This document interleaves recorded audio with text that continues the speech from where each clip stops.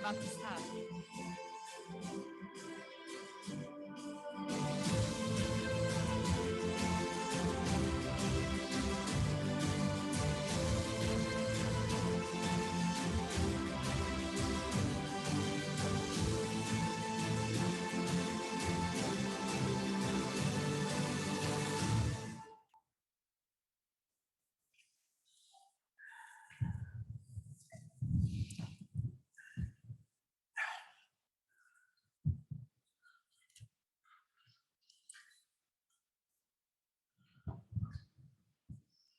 Oof!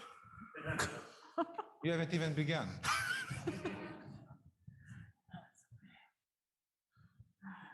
Okay, when can we start? There we go. Okay. Well, good evening, everyone. Thank you for joining us tonight. I'm Karim Ezran, and I'm the director of the North Africa Initiative at the Rafik Hariri Center at the Atlantic Council in Washington, D.C. And it's my pleasure to welcome you to this event tonight, North African Storm, which, as I said, you should have had a question mark after it. But somebody pointed out to me, it's already a statement, but the influence of economic development on stability and security, which we are delighted to co-host once again with the Italian Institute for International Political Studies, the ISPI in Milan. Since 2018, it has been an honor for the Atlantic Council, specifically for the Rafik Hariri Center, the Middle East programs, to partner with ISPI and the Italian Ministry of Foreign Affairs on an annual conference and report tackling important issues in North Africa and highlighting the importance of transatlantic relations to deal with this important region, which has for a long time has been understudied and under researched. We have a fantastic panel assembled today to talk about all the various aspects and issues that touch upon this region and that influence the whole wider MENA region. I'd like to welcome Professor Ghassan Salameh, who's a professor at the Paris Institute of Political Studies, Sciences Po, former UN envoy to Libya. You are former UN envoy to Libya, but you are so many things before that I would really like to explore also that part of but everybody wants to know about your experience with Libya. So it's attached to you. And where he served as a UN Secretary General Special Representative and head of the UN Support Mission in Libya, UNSMIL, from 2017 until March 2020. Previously, he was political advisor to the United Nations Assistant Mission for Iraq and senior advisor to the UN Secretary General. Hassan, we go a long way back, and it's really truly an honor for you to be here with us today. Please join me in welcoming also Karim El Ainawi virtually. I don't know where I can see him. I can see you. Hi, Karim. Now I can see you. He's the managing director of the Policy Center for the New South. Karim is also executive vice president of the Mohammed VI Polytechnic University and dean of its faculty of governance, economics, and social sciences. Previously, he served as director of economics, statistics, and international relations at the Central Bank of Morocco. It's truly an honor to have you with us today, Karim. Thank you very much for accepting our invitation. Further, as third speaker, we have joined today by Abla Abdel Latif. She's currently the chair of the Presidential Advisory Council for Economic Development of Egypt and the executive director and director of research of the Egyptian Center for Economic Studies. She's also a member of the Central Bank of Egypt's Coordinating Council and has been a board member of the National Bank of Egypt, the first female in this position for over 6 years. It's truly an honor to have you as well with us. Thank you very much. Adel Hamazia is also an honor to have you, Adel. He is an associate fellow with the Middle East and North Africa program at Chatham House. He's also an independent consultant advising government and private sector on and across the GCC and North Africa. Last but not least, I'd like to extend a warm welcome to my dear friend and colleague, Heikel Ben Mahfoud. Heikel is director of the Center for Research in International European Law and Maghreb European Relations, and also non-resident senior fellow at the Atlantic Council. Welcome, Heikel. It's as well an honor to have you here.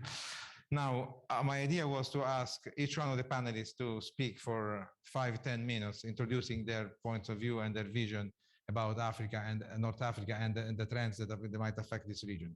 I would like to keep this panel as informal as possible. I would like to have as much interaction between us. Yeah, you can take it off if you want to, yeah. And don't do that because I will follow you right away, and that will not be nice.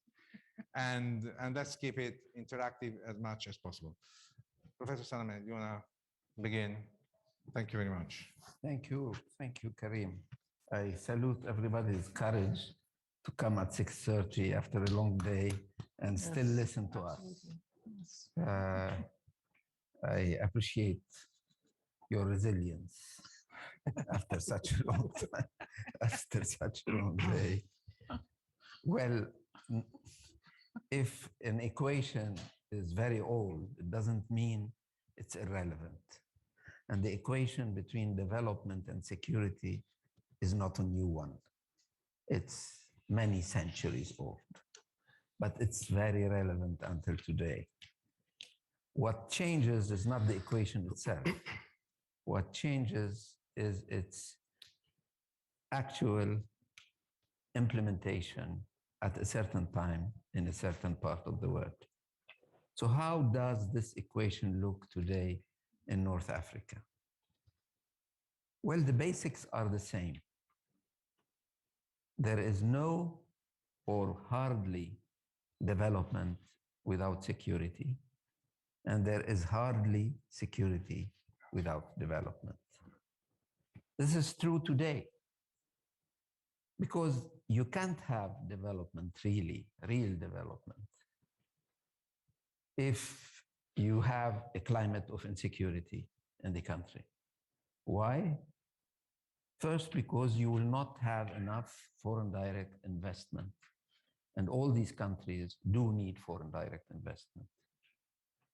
Second, because if you have instability in the street, it means millions of hours of work that are lost for the civil administration, but also in the production capabilities of that country.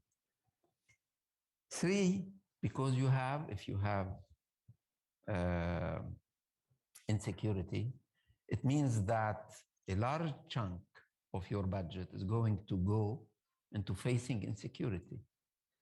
And what we have seen is an increase recently in the part of the military budget in countries like Algeria, Morocco, and elsewhere. 30% in Morocco last year.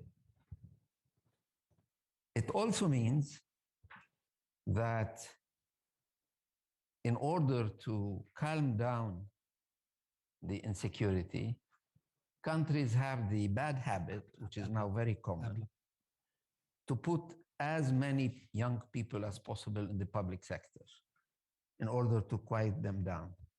So you have an inflated and dysfunctional public sector. In a country where I served 20 years ago, Iraq, the number of people employed in the public sector at the fall of Saddam Hussein was 900,000. They are today, 20 years later, 4 million. 4 million. It is the same in many countries. In the past 10 years, Tunisia has increased tremendously the number of people in the public sector, and same thing.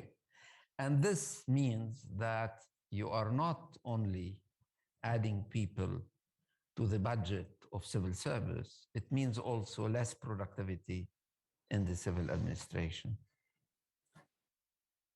And when you don't have, or when you have a climate of insecurity, you tend to have a high level of kleptocracy. And kleptocracy is not only corruption. It is something much more than corruption. Corruption you have everywhere in the world, in Italy, anywhere. Kleptocracy is different. Kleptocracy is the very creation of a political class, which is also a banking class, which is also an economic class that together steals most of the money from you as an individual, as a citizen, and then redistribute some of this money to its own partisans. That's a kleptocracy. It's a much more sophisticated system than mere corruption. I give some money in order to have my, it's a whole system. And it is usually strong enough to sustain challenges to that kleptocracy. My country, Lebanon, is the victim of a very smart kleptocracy. but other countries are. There was an article last year on Iraq that is terrible. And I can tell you something about Libya, because there is a kleptocracy in Libya as well. No.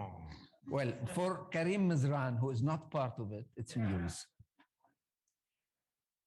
And finally, if you have insecurity, you will have a number of action that are meant really to weaken your international economic relations, and therefore to make development even more difficult.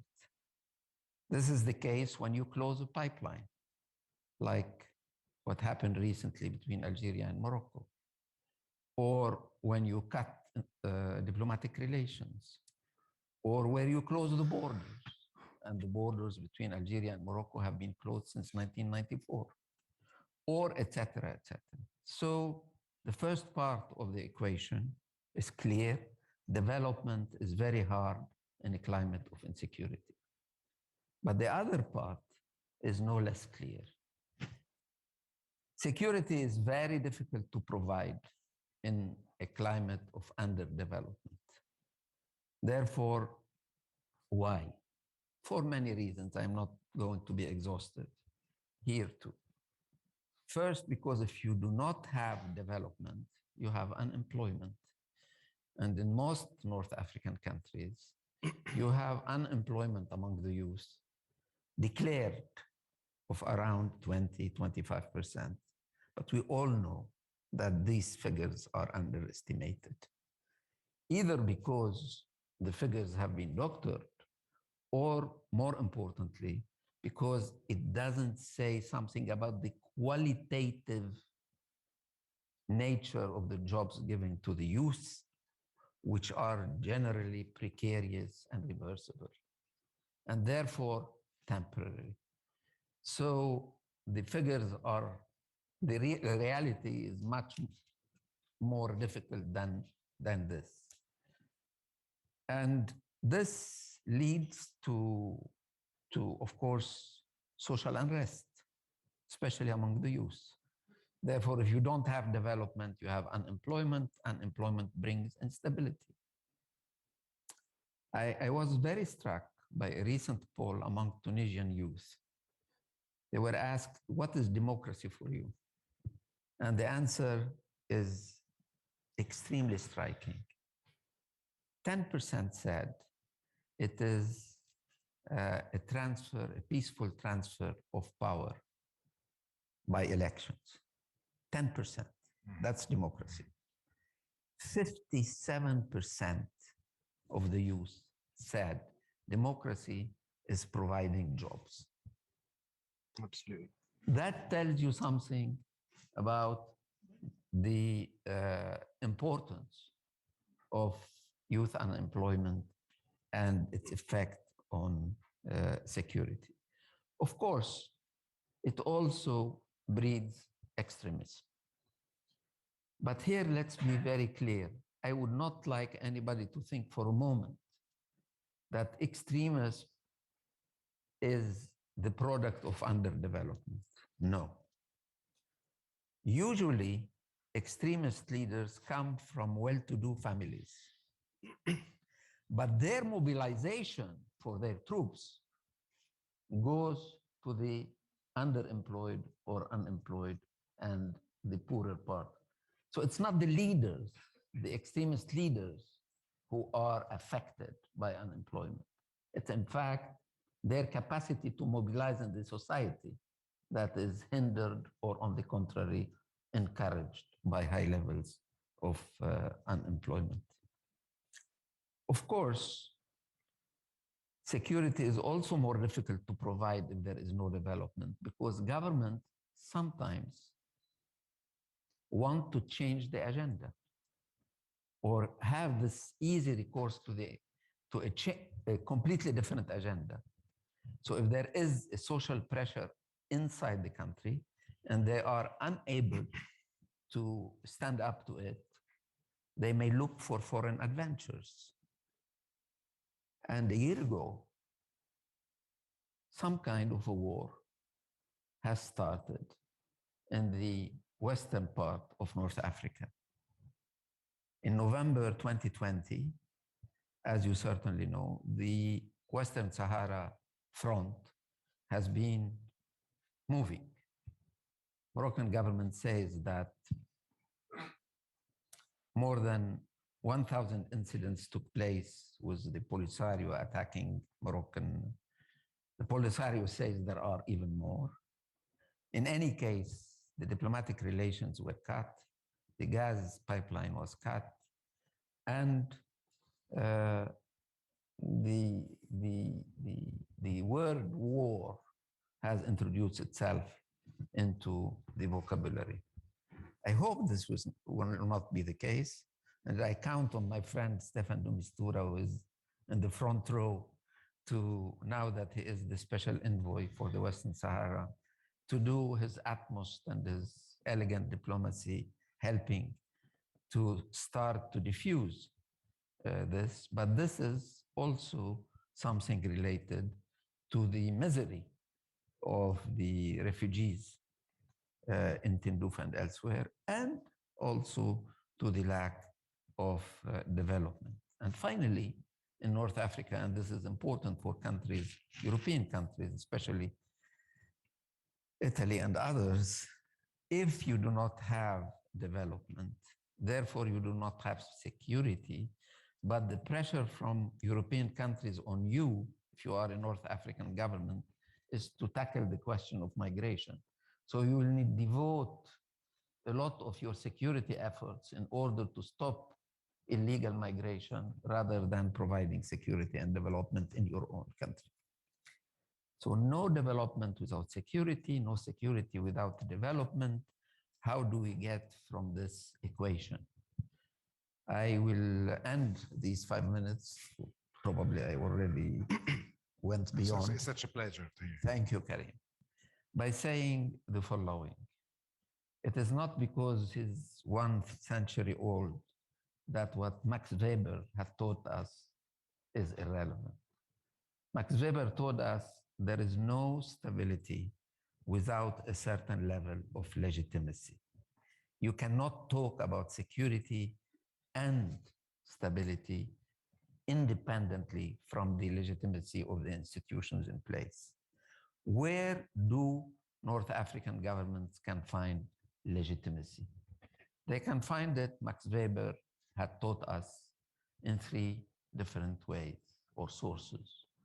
One is what he calls the legitimacy of the origins, that you have been a hero, you have liberated your country.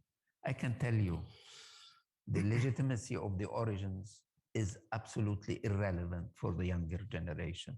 They don't care what you did 50 years ago.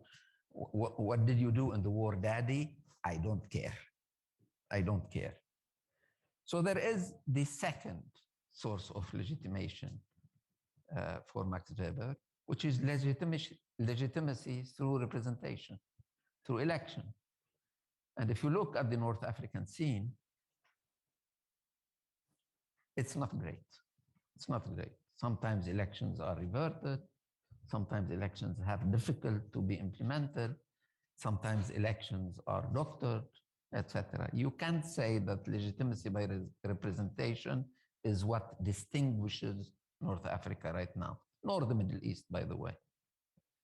So you have the third source of legitimacy for Max Weber: legitimacy through your achievements, that you fought unemployment, that you implemented development, that you devoted a part of your budget really to develop your resources, that you did things for the population, that you provided social services.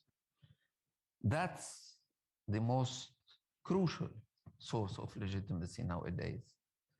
And on this one, North African countries right now have still a lot to do.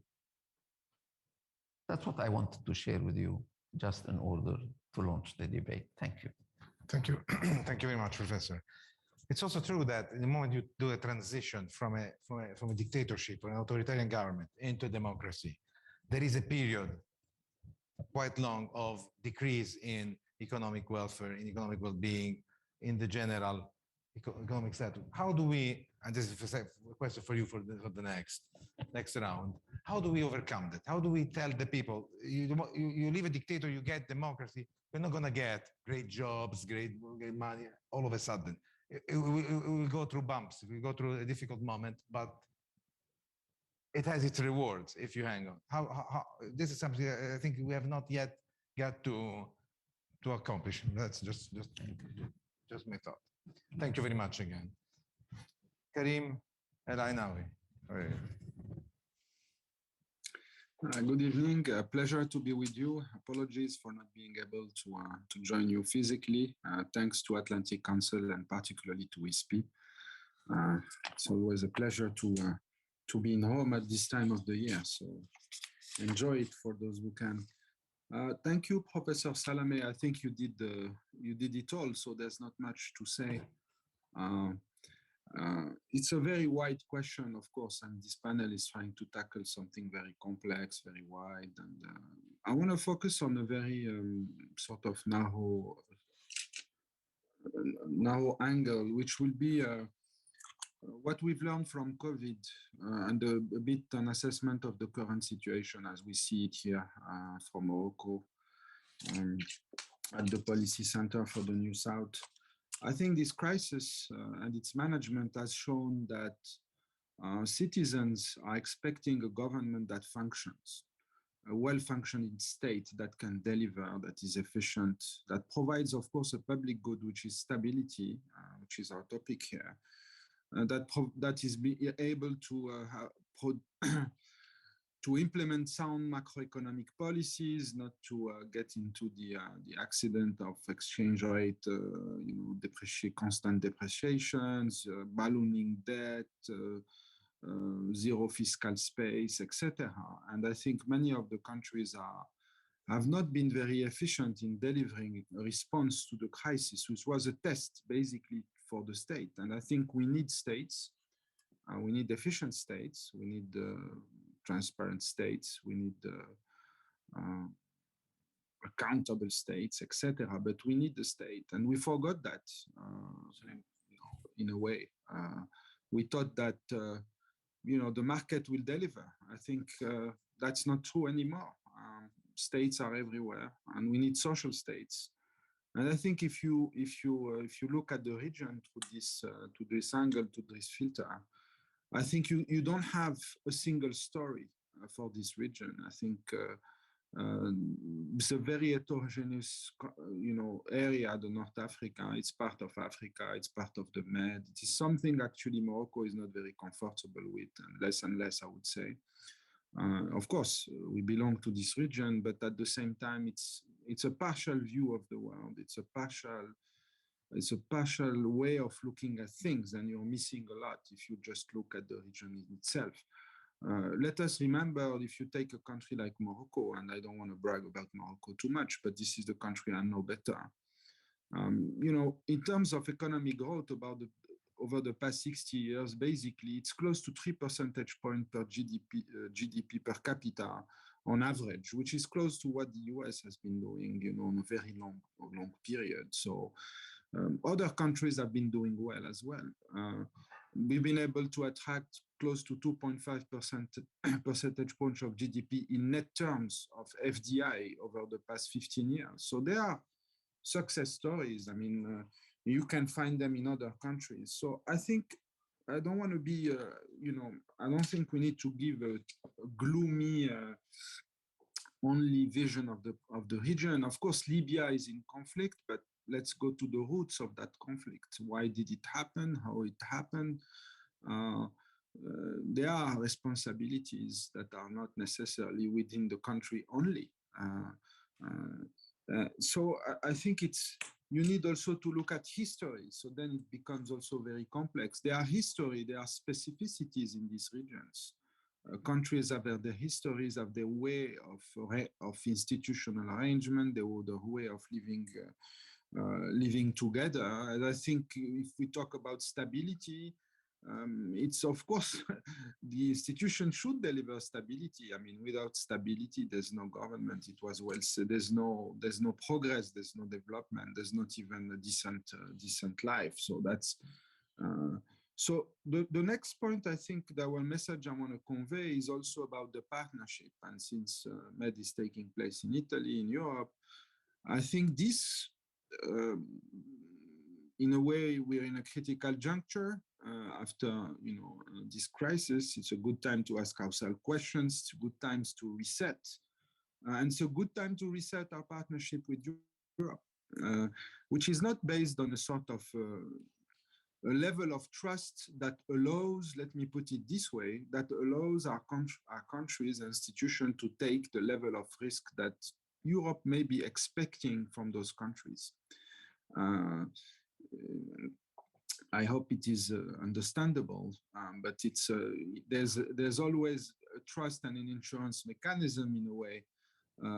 If I take risks, I need to know that my partner is there, which has not been necessarily the case. So I think we've been doing well in terms of free trade agreements and the kind of stuff, opening the trade, etc. But it's a good time to renew the partnership and to think bigger, more ambitious, and to set the right expectations on both sides of the Mediterranean. And the last point is on this basis. I mean, the Washington consensus has to be buried definitely. I spent 10 years of my life at the World Bank, so actually end of the 90s, early 2000s. So I can tell you that not everything has to be thrown, but thinking that you just fix your business environment, just fix your policy, open the markets, deregulate, etc., will deliver prosperity. I think this is something that is not convincing, is not actually delivering, and it's not also, in retrospect, the experience of countries that have been able to move from a middle income status to higher income status over the past 50 years. So these lessons are now being well integrated by governments in this region. And all the countries are searching for their sort of own way, mix of policies and producing the necessary public goods. Mentioned by Professor Salame was education, which is a fundamental one. But also health services. Let me stop here at this stage, but this is what inspired me, and also most of the, given what was said before. Thank you. Thank you very much, Karim. It's now the turn of Abla Abdel Latif. Abla, it's yours. Let me start by the title of the session, because I was very much provoked by the storm thing. I said, what do you mean by storm? Exactly what do you mean? And he said, interpret it in any way you want. Okay. So, so I thought of the challenges that are faced by the region and the economic challenges. And the minute I thought of it as economic challenges, I decided not to call it storm, but rather call it volcano. Hurricane. Why? Because the volcano is sometimes it's silent and quiet, and sometimes it erupts. Okay, and the way I see things are as follows. Those countries, what I'm going to say actually applies to North Africa and applies to other countries in the MENA region. All of them have had economic challenges, and by economic challenges I mean the structural reforms that are not taking place, the institutional reforms that are not taking place, the focus on the real side of the economy that is also not taking place, which is giving attention to industry, agriculture, SMEs, gender equality, I mean, all sorts of things, okay? All of these things have had problems, have been less than the level that they should be if we are to have sustainable development. And so it's a volcano in the sense that those problems have always been there. What COVID did, okay, as horrible as it was and is, and unfortunately will continue for a while, what it did, the silver lining of it is show how important it is to take care of these problems and not postpone answers, not postpone solutions. in all sectors. Okay, one of the things we did at the center is actually analyze the impact of COVID on the sectors. In the case of Egypt, in all the sectors, we found that the problems that are emerging, the deficiencies, all the problems were associated with things that already existed, and that they were there. They were always there. It's just that it was like, you know, focused, amplified because of the crisis. So it's a volcano in the sense that it was silent, and then it erupted when there is, and it will continue to erupt if you don't take care of them. And also the same applies to dealing with symptoms of problems instead of solving the core of problems. Okay, and what do I mean by this? Let me give you a very small example from Egypt, my country. One of the issues that are complaints that we hear sometimes from investors is the availability of land for investment. Well, Egypt has nothing but land, really. We live on 6% of our area, okay? But where is the problem, okay? The problem is because you have something like 20 organizations that are related to the accessibility of land, the approvals, steps here and there. So every time we try to solve that problem, we tend to solve it by making the process a bit shorter, a bit quicker. But the core of the problem, the core of the solution lies in unifying all the organizations that are dealing with the problem. Okay? This is what I meant by the institutional reforms. The same goes for the youth. Yes, we have a very young population in Egypt and in the entire Arab world, as a matter of fact. And the young population is always looked at as a burden. It's a burden. How can we create jobs for those children that are born every day? When in reality, in economics, we go back to the basics, what we learned, they are an asset. They are an asset. We are not managing to benefit from this asset. Okay? And with IT and with the importance of technology, benefiting from this asset is becoming essential. So part of the things that need to be corrected, okay, is to benefit from the youth and be able to create jobs that make a difference in the country, not just create jobs. Competition in the world is becoming a very serious thing, where the entire world is competing for investment, is competing in increasing exports. Okay? And this means that the problems that we are all facing cannot be postponed, as I said. I like to look at the world production and the world situation as a cake that used to expand. Each one has a share in this cake. As the cake expands, your share expands with it. But then as the cake stopped expanding or even shrunk, in order to get your share, you are sort of getting your share at the expense of others, okay? And this means that you cannot afford not to have a good environment for investment. You cannot afford to postpone solving your problems.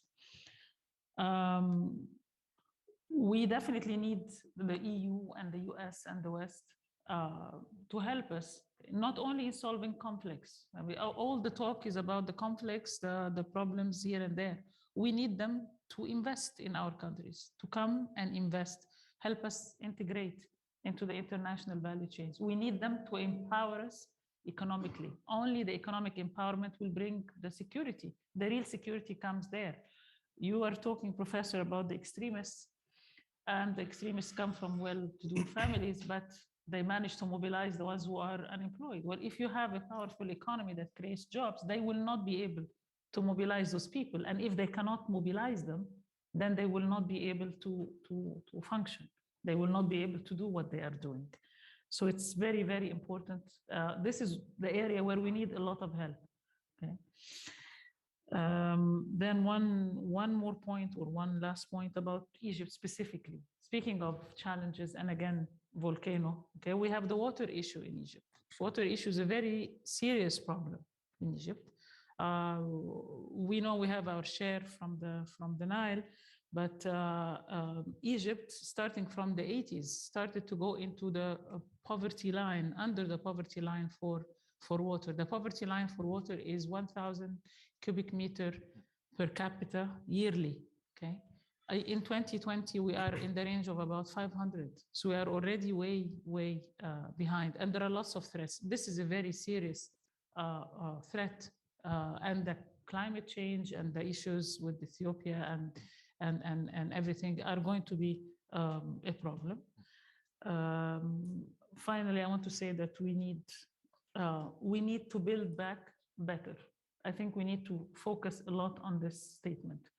We should not be seeking to return to what we were before COVID took place. We need to be a lot better with our problems solved so that we can have real sustainable development for our people, and they deserve that. They deserve to have a better life. They deserve to have higher incomes per capita, better life, and this can only happen if we correct our economic problems primarily. Thank you. Thank you very much, Abba. There's one question was coming to my mind when we were talking. Now that Egypt is becoming an oil and gas producer, how do you see, at the same time you're going to be the COP27, the COP27 head, how do you see this working out? How do you see this creating also positive climate for green industries and all that sort of stuff? Just The second row. yeah, for the second time. Sure. Let me see. I don't know who this guy is. Adel. To be honest, Karim Ghassan. We have had this joke between me and him going on for the whole day. They've said everything, so I don't know where I can to use that term, add value, something that our region needs. Just to start by thanking Atlantic Council in ISPI and Serena sitting in the front, who's putting more pressure on me by sitting here. But yeah, and thanks everybody for being here so late. So just to sort of just thinking out, sort of incoherent individual. So I've put together a Carrefour or Tesco or Walmart type shopping list of issues for us to think about, some of which have been said, and the idea that history repeats itself, and if it doesn't, at least it echoes, right? So try to think a little bit about a mini diagnosis, since we're in the COVID era, PCR test of sorts of the last 10 years, right? That sexy moment, Arab Spring. In 2 weeks' time, it will be the anniversary of the self-immolation of Mr. Bouazizi, Allah yarahmuh. And yeah, here we are. So I've just been scribbling points down with my long COVID and brain fog. But yeah, in one sentence, how would I sort of describe where we are? Civic gains, some entrepreneurial progress, but on aggregate economic losses, anemic and insufficient growth, but a realization that things must change, especially on the economic front. And I think one thing that Karim said, which is an absolute, is the state has made a comeback. I was at a conference a few weeks ago in Saudi Arabia, and I was talking to a young man, and we hear about the state crowding out the private sector in Saudi, the public investment fund, this, that, and the other. And the gentleman says something very interesting to me. He said, yeah, we know all of the problems, the political sort of criticisms of the crown prince, especially outside of his borders and all these sorts of things. But one thing we realized under COVID is that I want a nanny state. And he was sort of speaking to the US shortcomings. And I think one thing to think about when we think about regime types in reaction to, say, COVID or a pandemic or any special moment, exogenous shock or otherwise, New Zealand, Taiwan, Vietnam, Singapore, very different regime types, raucous democracies, liberal democracies, benevolent. But one thing they displayed and why they perform so well is state capacity. Highly performed state capacities. That's what they have and that's what they've displayed. Of course, the US, its shortcomings vis-a-vis a lack of universal health coverage. And there's no way you can sort of do what Taiwan did and 24 million people, but I think you can count the number of deaths on your hand, you know?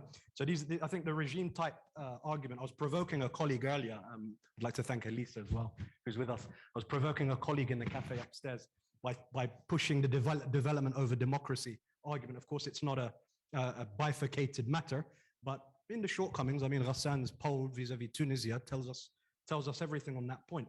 And on sort of thinking about the hostage crisis that the region is in, and this is relevant to the me in MENA as well as the Na, and we're hostage to conflict, or one of, you know, you're hostage to one or more of these: conflict, structural adjustment programs, impending debt crises, water scarcity or water security, a regional rentierism, if not a rentierism proper, and then of course aid remittances, and like I said, all of the above. And of course, there's that man-made thing called history as well and policy, which is something that we can maybe change one day with a little bit of leadership on a Tuesday or a Wednesday. On leveraging transitions, the title of the conference. So we have protracted transitions.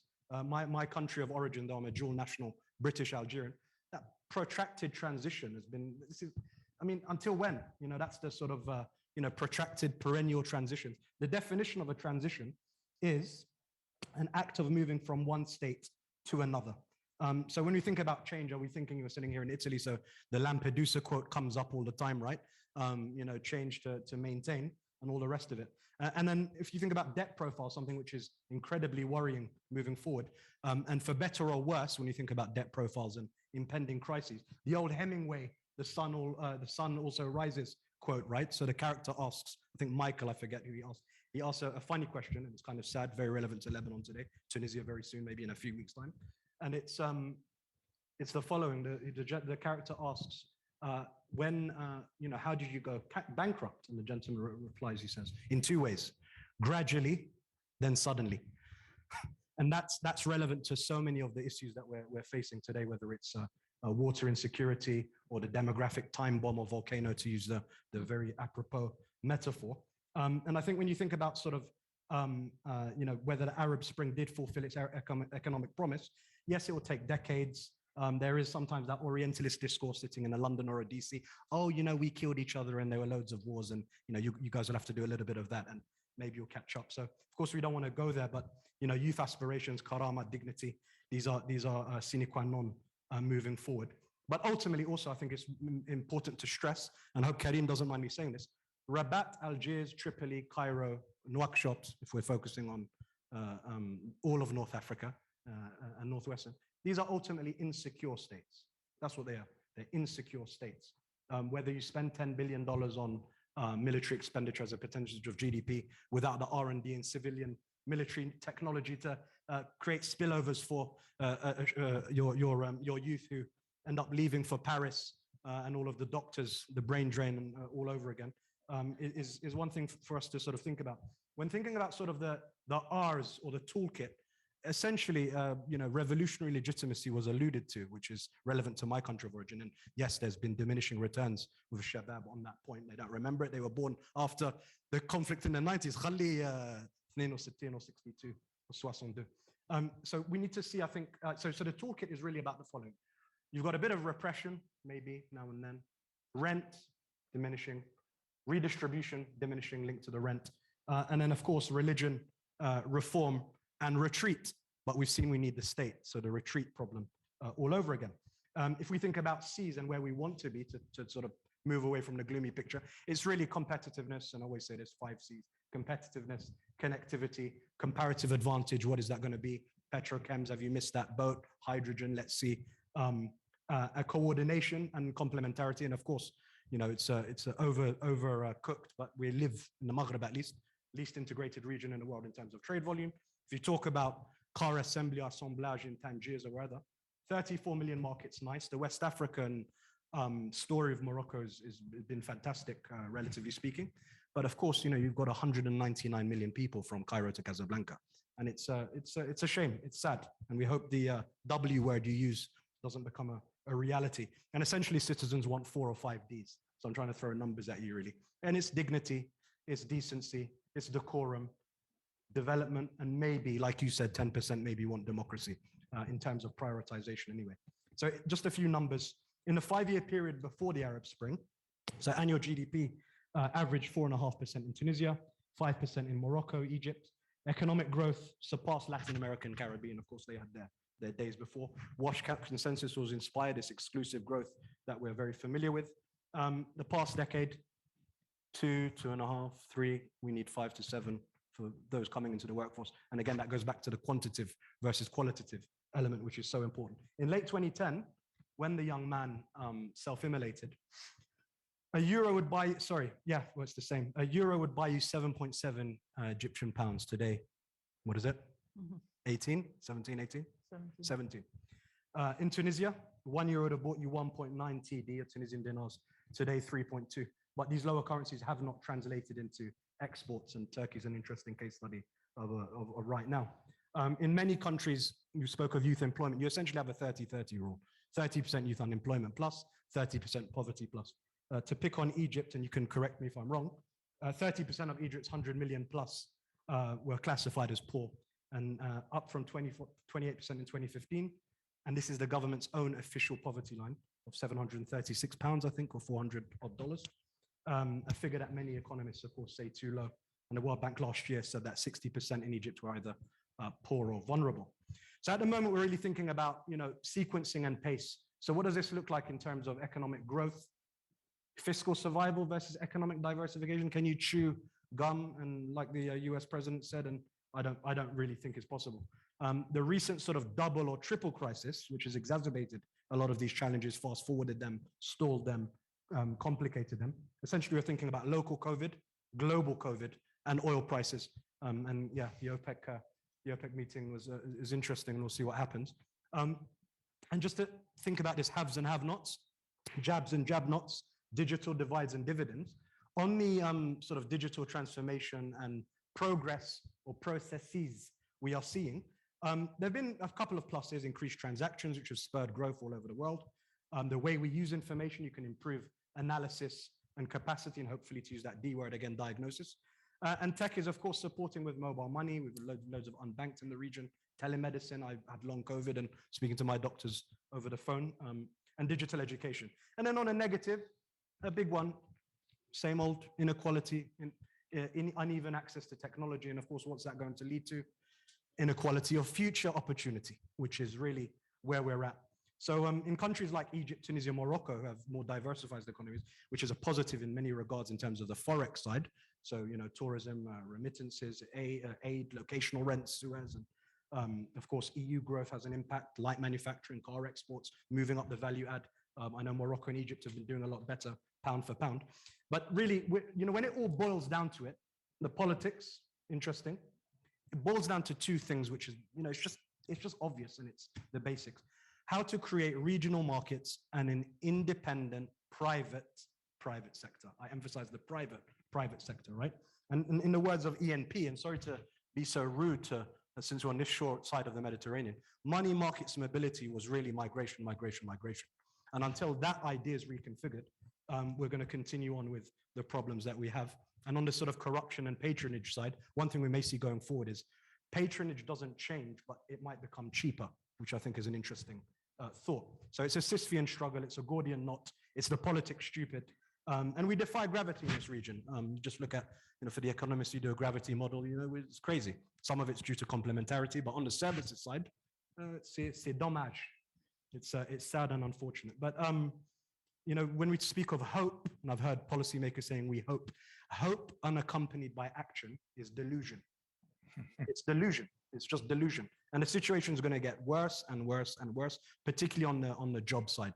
And if you don't have the fiscal capacities to pay for the social protection, and social protection is being treated as a national security issue in many of these capitals. They don't have the administrative capacity, a lot of them, to move to a targeted cash transfer environment. Of course, you have to start from somewhere, but the kicking the can down the road isn't going to do very well. So just a few last points. Over-centralized, underperforming bureaucracies. The state capacity idea really has to be fully embraced. And I think we saw an indictment of the broken social contract when it came to lost oxygen and really dire, sad public health delivery, and especially in places that I'm more familiar with, like Algeria and Tunisia. Very unfortunate. The informal sector, yeah, it's a safety valve. It's great. It's fine. But there's no multiplier there, really. Lack of financing. Yeah, you can do some innovative experimenting on the tech side, which is interesting. But, really, where is this going? 40, 50% plus? We spoke of unemployment, underemployment. And really, it comes down to another thing, and I'll try and wrap up here. Once I start, I can't stop like Pringles sometimes. Do people know what Pringles are? No, okay. No one laughed. I think it's really two things: missing middle class or shrinking middle class, big problem going forward. But essentially, if you think about, to use the Egyptian metaphor of a pyramid, I always say this, what do you have? You have this rent-seeking large private sector, including SOEs, regulatory capture, finance capture, and of course, contract capture or procurement or whatever you like. At the bottom, and SMEs is a misnomer, we have micro and small. We don't have a middle-sized companies in our region, which are the sort of engines of growth for many countries that have gone through such transitions. And really, you're essentially subterranean where the mummies would be, which is the informal sector. That's a shab at large, writ large. And then you've got these small or micro players.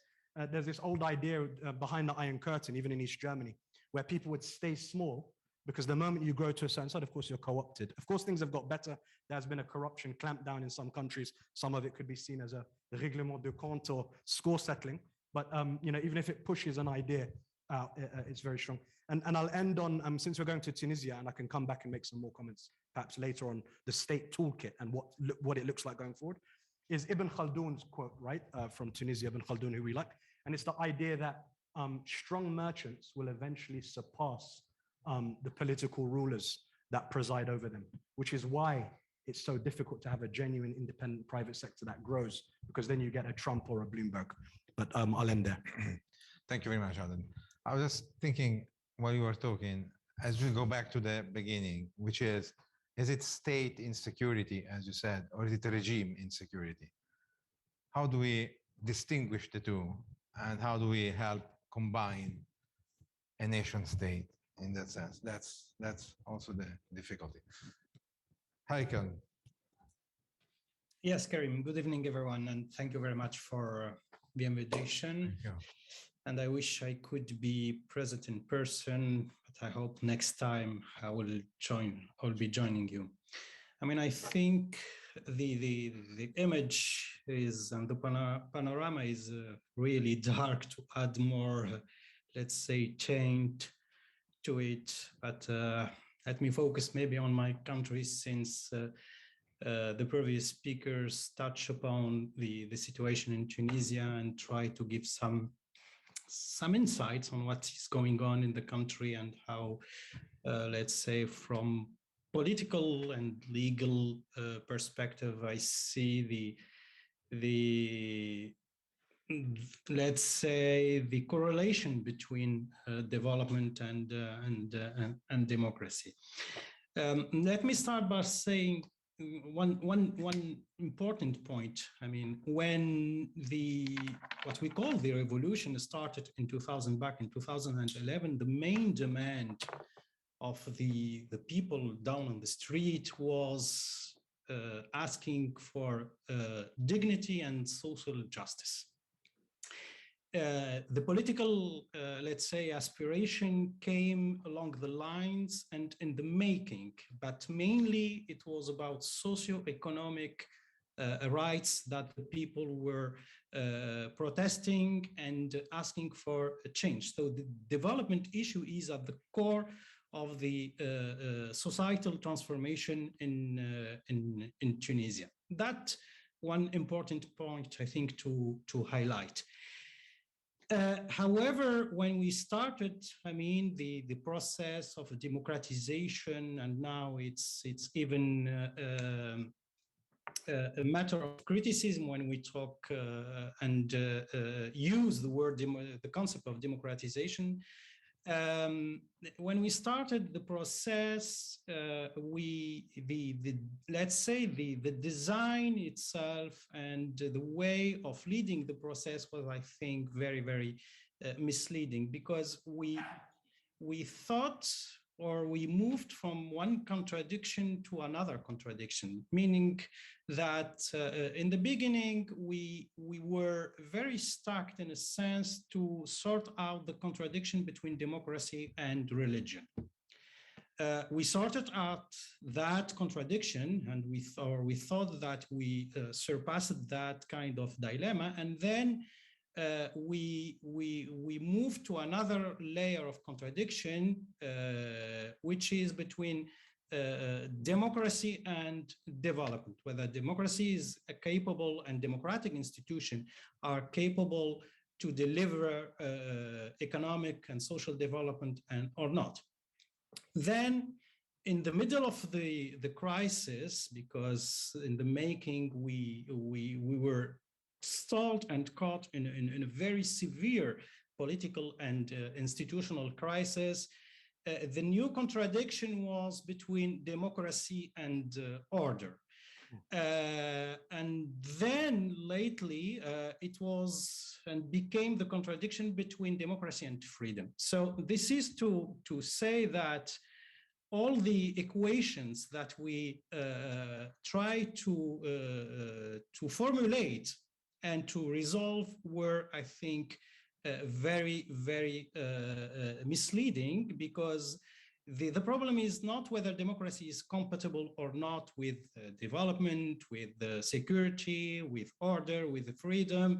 It is the way things were introduced, done, and implemented, which was very, I think, challenging and problematic. So this is that to mention that the country and the previous speakers gave a figure on that was poorly governed. The process itself of democratization had a lot of shortcomings and gaps in terms of design. The sequencing of the process, and the last speaker mentioned, touched upon the issue of sequencing, also was not very well articulated. And the power sharing issue was, I think, one, and still remains, one of the important challenges. So at the end, the result is that we had weak institutions, though we can consider them as democratic institutions if we refer and confine democracy to with elections. Instability is there, and it is increasing along with polarization, with different forms of polarization within the society. Violent extremism. The pandemic has exasperated the situation, of course, and we are. The situation is that we reach a certain level, or a level that everything is deepening the existing gaps, political, security, social, economic, etc. And if we add to that the lack of vision, because moving from questioning our identity, which is not a problem, to question the very idea of democracy, means that we don't have, the leadership or the elite in the country does not have a real vision and does not know how to move with the country for and to pave the way for a new project for the society on the economic development, for democracy, and to deal with inequalities in the country. So the result was that the people, and large majority of the people, are mocking democracy and democratic institutions. And on the other side, there is a state of denial from the main political actors and institutions. So there is a need, I think, to reverse the course of our transition and the path of our transformation in the country, and to deal with a number of issues. What happened, let me touch, a few elements on the previous or the recent events in the country. What happened since July 25 is that the president pressed on the reset button, which refers to Article 80 in the Constitution and the state of emergency. So once you reset the system, you need to relaunch the system and to reinstate it. So you need to install, for instance, another software. So what we are having with the July 25th move, with the decree on September 22nd, and the upcoming announcement for December 17, that the country, we have two political orders that are coexisting but also colluding. So this is the situation, in the country, and the choice now, or the move, is whether drifting or switching. Drifting means that we lose everything, including the support of international community, and we'll find ourselves in a state or a situation of insulation. Or switching, if we take, viable and efficient steps in the good sense. So bridging the gaps, for instance, and one of the gaps to bridge on a very on a fast track basis, let me say, is between the administration and the executive power, let's say. There are questions about the role of certain institutions in this new transition, or this new phase, referring mainly to the security institution and the reaction maybe of other important institutions in the country. enabling the energies, building a new legitimacy through inclusiveness and not being divisive in setting up this new, let's say, democratic software. My last point will be on the outside and foreign support to Tunisia, because there are questions, there are reactions, there are maybe some skepticism, but others are maybe thinking that the period is necessary, but we can help Tunisia. I think for our European neighbors, they need to ask themselves, first of all, what kind of neighborhood they want to have. And then how much efforts, and not necessarily money, they are ready to put in that vision and in that kind of relationship they want to build with their southern neighborhood, and mainly, if I refer to Tunisia, to my country, Tunisia. And I think one of the ways to explore is that it's not about, or the attitude to observe is not to follow the conditionality, but rather the rationality in their, let's say, approach to what is happening now in Tunisia, but also in the future. So those are a few points that I wanted to throw on the table in the conversation, and I look forward for the debate. Thank you very much. Thank you very much to you, Haga, for this lucid and clear analysis. I have for you one point. This is more pertaining to your profession as a constitutional law professor and a public law professor. In the case of Libya, which is your neighbor, we have heard a lot of people saying you cannot have a democracy or you cannot have elections unless you have a constitution, and the constitution is there for containing the power, establishing the balance of powers, etc. But Tunisia had a constitution, had an interim constitution before, and had a whole year-long studied constitution that was considered one of the best devised in at least in the MENA region, if not in the whole world. Despite that, and I understand the lack of a constitutional court implied, but still, despite that, that did not prevent this semi-authoritarian involution. That's why I will ask you for a brief answer when it gets your turn. Do you really think that having a constitution is essential for the electoral process to proceed, to continue, is essential for the transition to be completed, or it can be, in the end, contained in another different form? Unfortunately, we're running out of time, so I will give you 2 minutes for each speaker to address the questions that I've asked before, or anything that you would like to address, and comment on the other speakers, or whatever you want to pick it up. Fight as well, if you want to. We can do that too. Professor. Well, thank you. I was expecting the friends in the room to intervene. No, it's in perfect Libyan kind of democracy. We don't allow.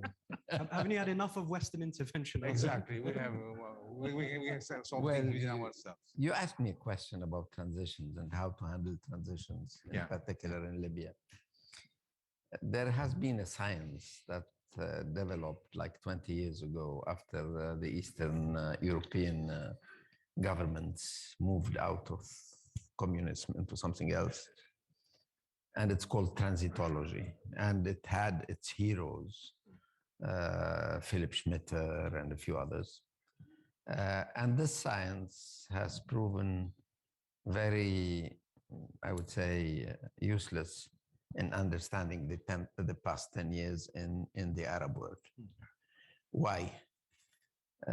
For a number of reasons. One important one, in my view, is the fact that in Eastern Europe, the transition was based on the idea that the elite, to a large extent, were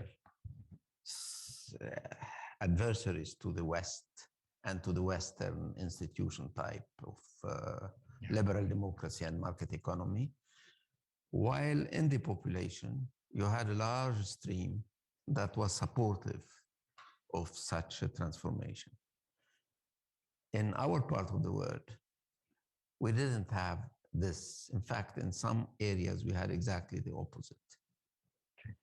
And therefore, it was much more difficult to get into transformation of the institution towards a system that, because of Israel, because of number of issues, colonialism, etc., you name it, most of the population had remained to a certain extent anti-Western, which was not the case in Eastern Europe. And this contrast has struck me as central. One other thing is the culture of inclusion and exclusion.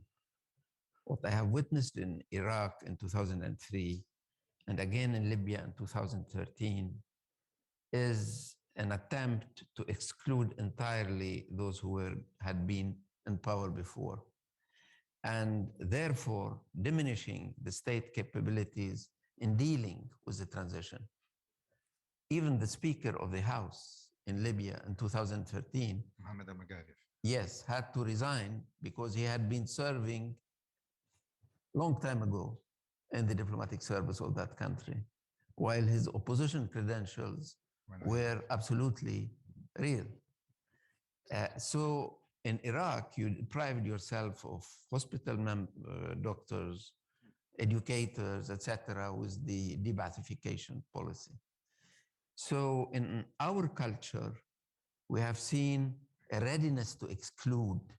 While if you look at Eastern Europe in the transitology of Philip Schmitter and others, you would see that those who had been in the Communist Party, not the politicians, but all the others, were immediately included in the system, and the state capabilities did not weaken with the transition that was taking place. The third thing is a bit more specific to our region. It so happened that these transitions in the past 10 years have been taking place with a large war on terror that had our part of the world as the main theater. The war on terror had a collateral effect that is extremely dangerous. And this one is, if you are in the terrorist labeled organization, we are going to fight you. But if you are not, we are going to be complacent with whatever you do. And this helped in the lack of accountability of the elites brought after the change of regime in all these countries, and to the rise of kleptocracies that have make an extremely serious damage to the transition legitimacy. In Iraq, Libya, in Lebanon, in different places, kleptocrats were basically protected by those countries supposedly fighting terrorism because they were anti-terrorist. They were anti-terrorist, but they were kleptocrats. But they were given the right to basically do this redistributive kleptocracy I was talking about, taking from you as a citizen and redistribute some of it to some other as partisan. So that is why the transitology of the 1990s had a lot of difficulty, and other reasons I have not been exhaustive, has been so non-operational in our part of the world. Thank you very much. This is a long-missed lecture that I had. Thanks a lot. Abla, do you want to? We're going to go in turn. Karim? Yes. Other Karim? No, Or you want me to start? no, I think I have Karim first. Yes, exactly. The fact that I don't see them. Where is he? I'm here. Okay. I can see you. Well, we cannot see you, unfortunately. You can hear me. Yeah, Yes. that's the most Okay. important thing. You don't want to see me at this hour, but that's fine. Well, it's been very interesting. I think many ideas, of course, a broad and very complex question. What I would like to say maybe is about context. there is a context which goes much beyond this region. There are many challenges around the world. I think democracies have been challenged, as you all would have followed in Europe, everywhere.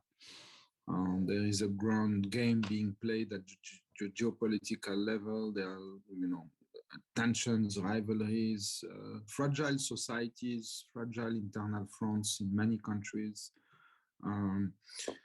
So don't want to have a too sort of gloomy picture of the region. It's not great everywhere.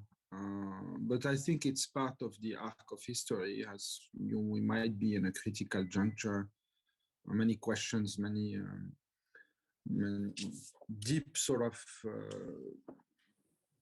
structural transformations that are there that have not only been sort of revealed by COVID.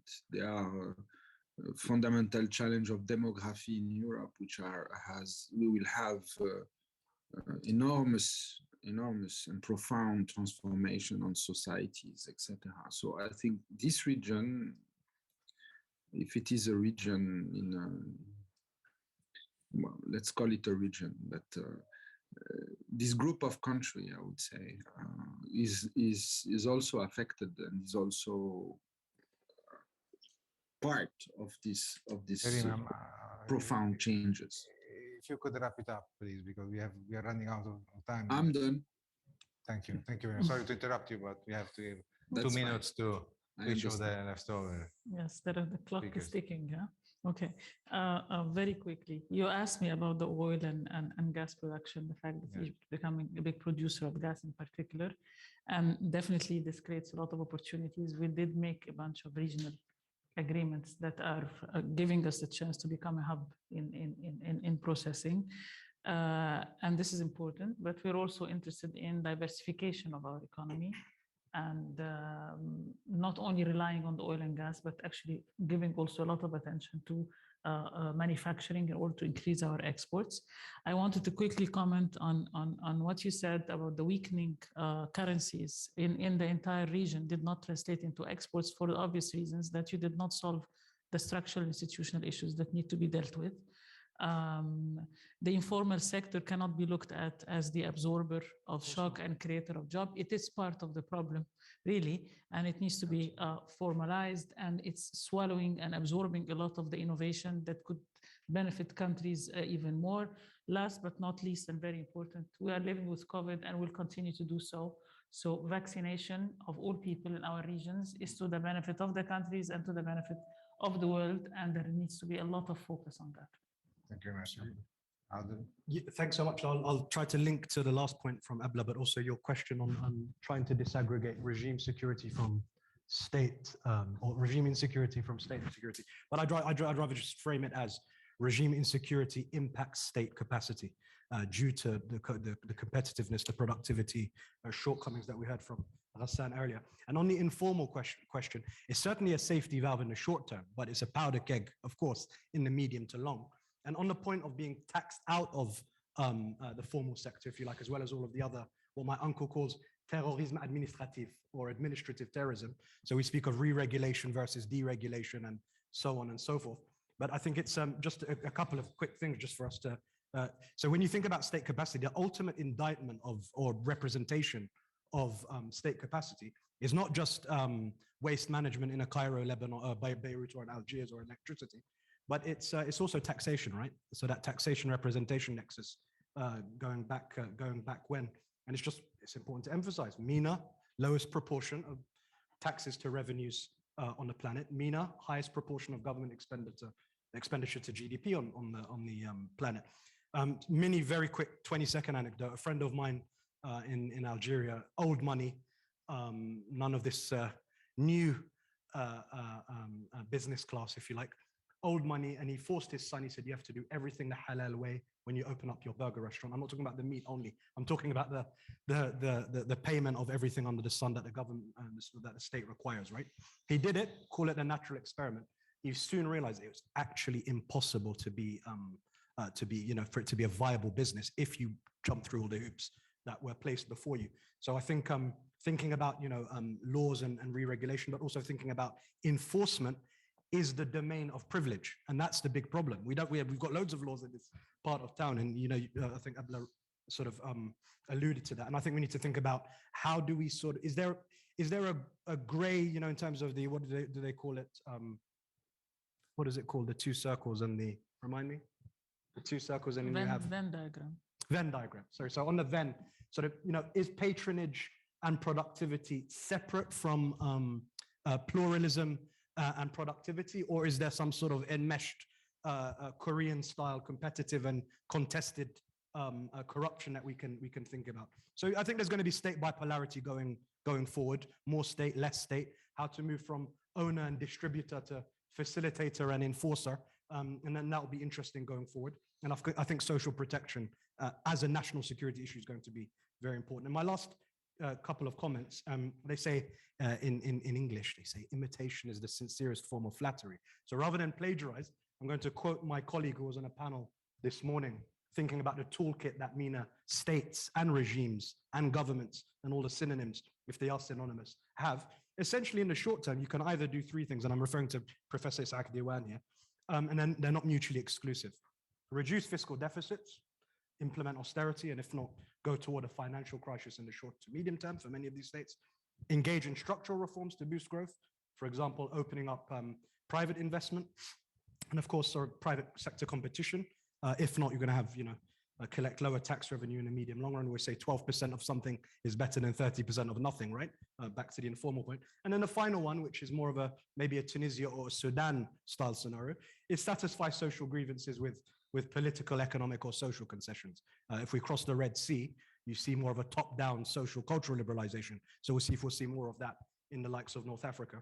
And then we're joking upstairs about scenarios, and someone said they're talking about black swans, and I made the point, and we'll try to end on a funny note, but it was quite sad. But we're making the point that all swans are black in the dark, and sadly, many of our states have and the leadership have their eyes closed. So we'll end on that gloomy note. Thank you. Thank you very much, Adam. Haikal, 2 minutes. Yeah, Karim, briefly. I mean, if I answer you, no, we don't need a constitution. That means that as a constitutional lawyer, I'm going to lose my goodwill and be bankrupted at the end. True. So yes, definitely yes. But let me make few points and very briefly.